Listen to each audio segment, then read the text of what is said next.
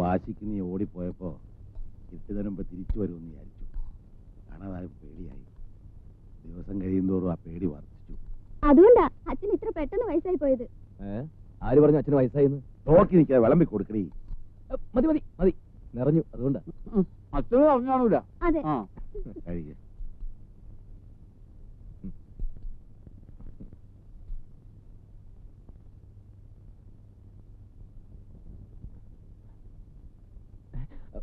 എന്താ മോൻ പേടിച്ചോ?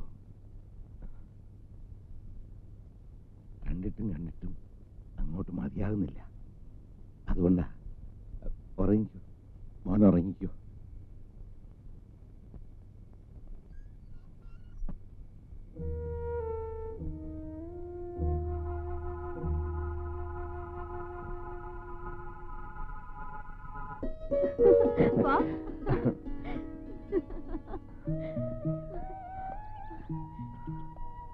വന്നു, എന്റെ ബാലേട്ടൻ വന്നു. പ്രാർത്ഥിക്കേ, ഒരുപാട് പ്രാർത്ഥിക്കേ. ദീർഘായുസ്സോടെ കാത്തു രക്ഷിക്കണേ.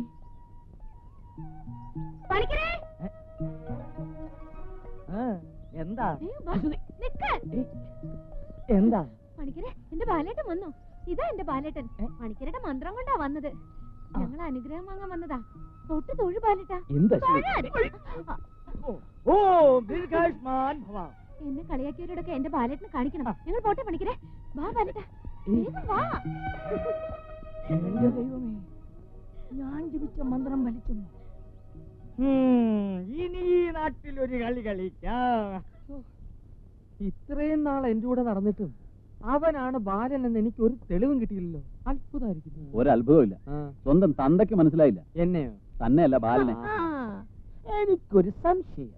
ഈ സ്വന്തം തന്തയ്ക്കെങ്ങാനും തെറ്റുപറ്റിയതാണോ? എടോ, എന്തോ തന്റെ തന്തയ്ക്ക് ഇങ്ങനെ ഒരു തെറ്റ് പറ്റിപ്പോയെന്ന് കരുതി എല്ലാ തന്തമാർക്കും അങ്ങനെ പറ്റണമെന്നുണ്ടോ? തന്റെ സംശയമൊക്കെ ഉടനെ മാറും. ഇവിടെ ചിലരുടെയൊക്കെ തലയ്ക്ക് ബാലൻ പുള്ളിയിട്ട് വെച്ചിട്ടുണ്ട്. ബാലന്റെ പേരും പറഞ്ഞ് ഞാനിവിടെ ഒരുപാട് വഴക്ക് പറഞ്ഞിട്ടുണ്ട്, തല്ലിയിട്ടുണ്ട്. ബാലന്റെ അച്ഛനെയും ഞാൻ ഒരുപാട് വേദനിപ്പിച്ചിട്ടുണ്ട്. എല്ലാവർക്കും എന്നോട് ദേഷ്യമായിരുന്നു. ആർക്കും അമ്മയോട് ഒരു ദേഷ്യമില്ല. അമ്മ എനിക്കറിയില്ലേ.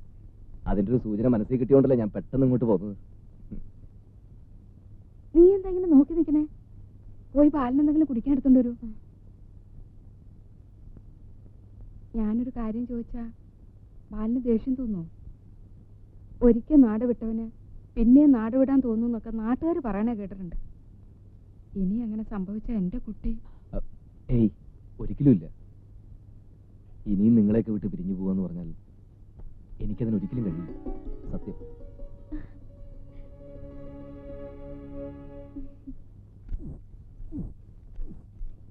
ഇളിച്ച് കാണിക്കാതെ അടിക്കണോ? അടിച്ചോണ്ടിരിക്കുമല്ലോ. ആ പെട്ടിയാണോ? എന്തോ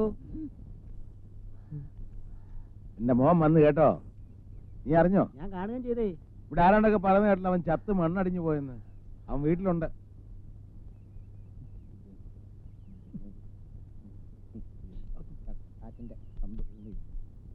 ബാലേട്ടാ, ഈ ദാസേട്ടൻ ഉറക്കത്തിൽ ഭയങ്കര കൂർക്കം വലിയ. ദാസേട്ടന്റെ വണ്ടി സ്റ്റാർട്ട് ചെയ്യുമ്പോഴും കൂർക്കം വലിക്കുമ്പോഴും ഒരേ ശബ്ദ. ഇതിനാരണ്ട് വിളിക്കണം. ആരാണോ ഈ പാതിരാത്രിക്ക്?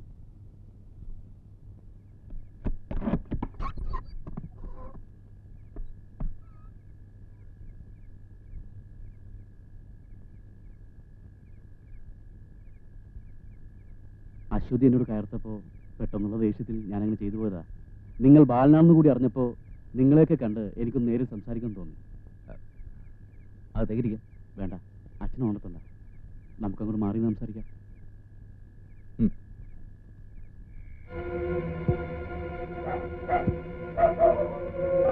വാ വാ, ഇവരൊക്കെ നിങ്ങളൊന്ന് കാണാൻ വേണ്ടി വന്നതാ.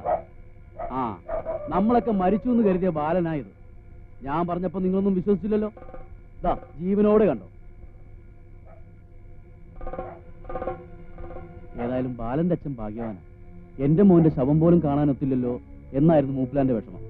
അതും നമുക്കൊന്ന് മാറ്റിക്കൊടുക്കാം. അടിച്ചൊതുക്കണ രണ്ടിനും.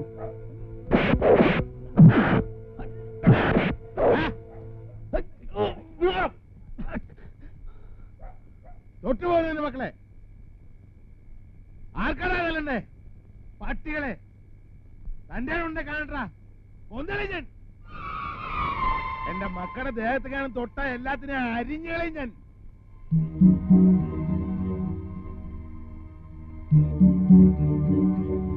ഇറങ്ങാൻ പുറത്ത്.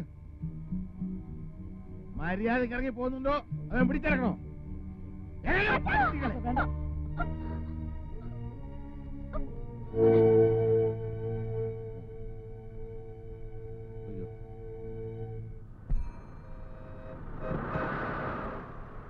ഒന്ന് മാറും.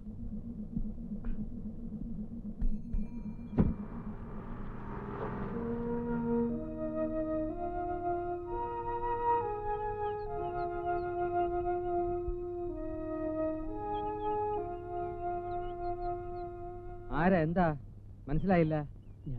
ഞാനും അങ്ങനെ കാണാൻ ചെന്ന വീട് പൂട്ടിയിട്ടിരിക്കുക. രാവിലെ തന്തയും മോളും കൂടെ എങ്ങോട്ടോ തെണ്ടാൻ പോയി. പിന്നെ എവിടുന്ന് വരുവാ?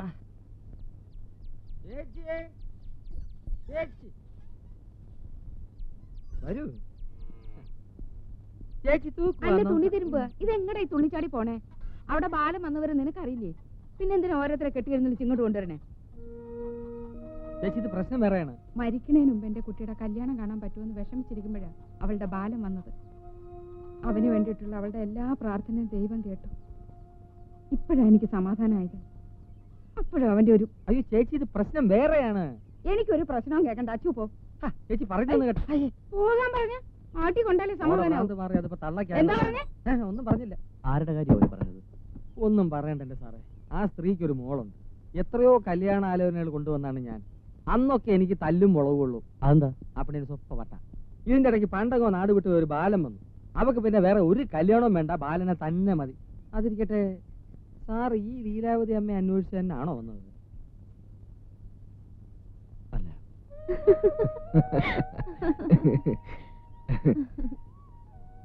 ഇപ്പൊ എനിക്ക് തോന്നുന്നു ഈ വരവ് കുറച്ചുകൂടി നേരത്തെ ആവായിരുന്നു. ഈ സ്നേഹബന്ധം എന്നൊക്കെ പറയില്ലേ, അതിന്റെയൊക്കെ ഒരു വില മനസ്സിലാക്കുന്നത് തന്നെ ഇവിടെ വന്ന് നിങ്ങളെ കണ്ട ശേഷം. അച്ഛനെ പേടിച്ചിട്ടായിരുന്നോ ബാലേട്ടൻ ഇതുവരെ വരാതിരുന്നത്? ആ, ഒന്നും പറഞ്ഞ പേടി തന്നെയായിരുന്നു. എന്റെ പ്രാർത്ഥനയാ ബാലേട്ടനെ ഇവിടെ കൊണ്ടുവന്നത്. ആ പിന്നെ എല്ലാരും ചോദിക്കുക നമ്മുടെ കല്യാണം എന്നാണെന്ന്.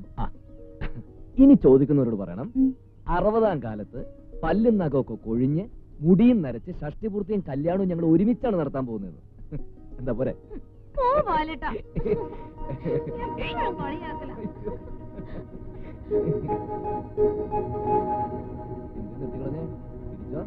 എത്ര വേണമെങ്കിലും ഇനി കല്യാണത്തിന്റെ കഥ നീ തന്നെ ഉണ്ടാക്കി.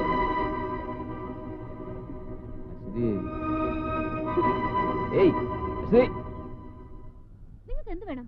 ഇങ്ങനെ നോക്കി നിൽക്കാൻ നാടല്ലേ മനുഷ്യ? താൻ ആരാ? തനിക്ക് എന്താ അറിയേണ്ടത്? എന്റെ പേര് അശ്വതി, അതെന്റെ ബാലേട്ടൻ. ഞങ്ങൾ അന്യോന്യം സ്നേഹിക്കുന്നു, കല്യാണവും കഴിക്കും. പോരെ?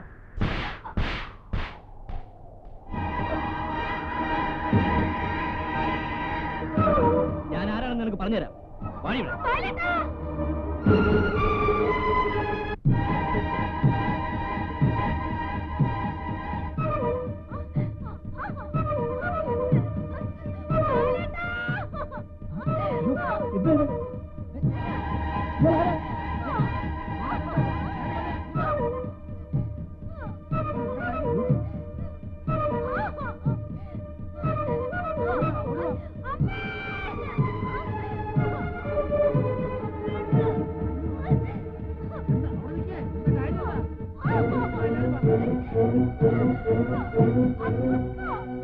അയ്യോ മോളെ, എന്താ ഇത്?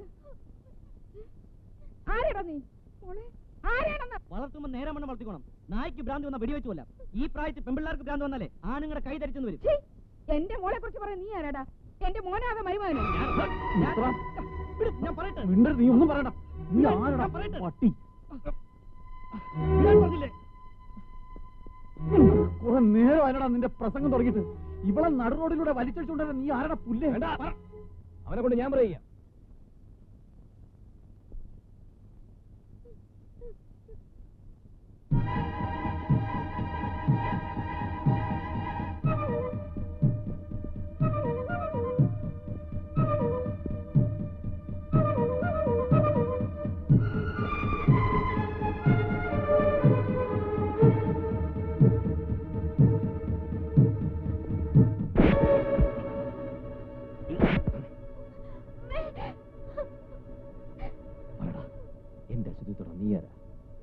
ഇതേ ചോദ്യം ഞാൻ അങ്ങോട്ട് ചോദിക്കുന്നു. നീ ആരാ?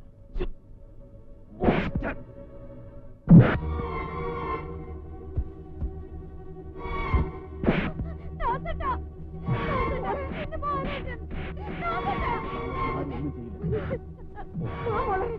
അകത്ത് പോ.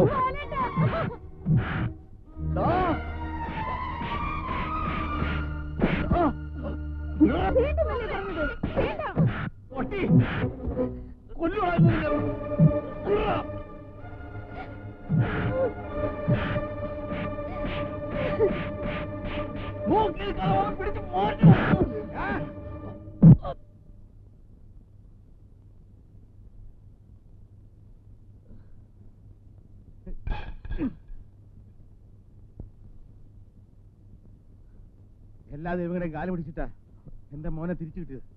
ഏതോ ഒരുത്തിനാണ് തല്ലുന്ന കണ്ടിട്ട് നോക്കി നിൽക്കാവോടാ പട്ടികളെ. അടിച്ചു കൊല്ലണവനെ.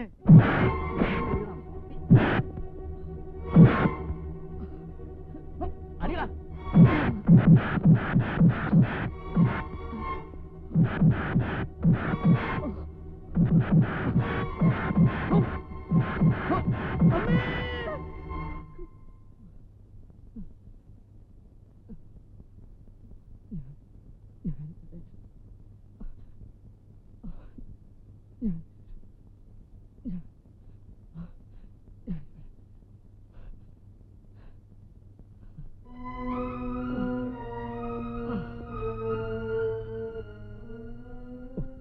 പെൺകുട്ടിയെ കണ്ടപ്പോ പെങ്ങളാന്ന് തോന്നിപ്പോയി. അതുകൊണ്ട് എങ്ങനെയൊക്കെ സംഭവിച്ചു.